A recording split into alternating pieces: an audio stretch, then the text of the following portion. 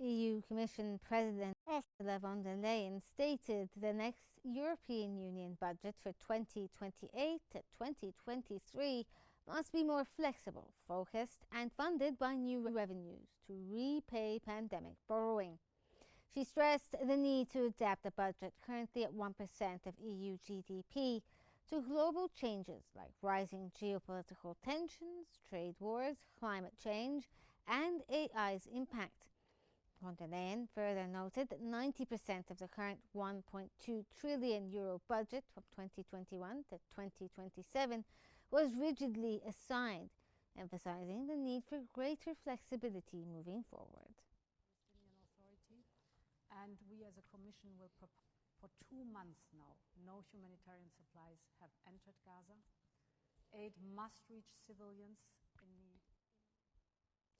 The Financial Times has reported that the European Union is planning to impose a flat fee on billions of small packages entering the bloc, primarily from China.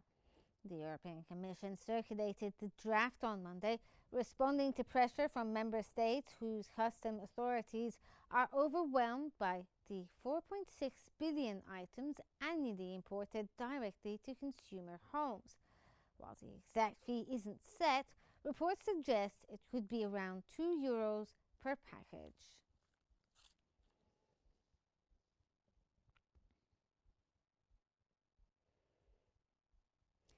EU countries have given a green light to lifting all economic sanctions on Syria in a bid to help the war-torn country recover after the ouster of Bashar al-Assad. Diplomats and ambassadors from the EU's 27 member states struck a preliminary agreement for the move, which should be formally unveiled by foreign ministers' meetings in Brussels later in the day. The decision from the European Union comes after US President Donald Trump announced last week that Washington was lifting its sanctions against Syria. 8 years ago, Hitler, the European foreign ministers, celebrating this European Day with you. It marks the day of peace, and of course An International Monetary Fund monitoring mission has started a new review of the $15.5 billion program to the Ukraine, with discussions expected to focus on the war-torn economy and budget needs.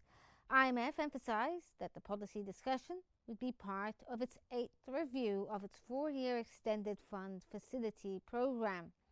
Ukraine's central bank governor, Andrei Bashany, the talks were expected to touch on how to finance Ukraine's budget, both via attracting financing and partners and mobilizing domestic revenues.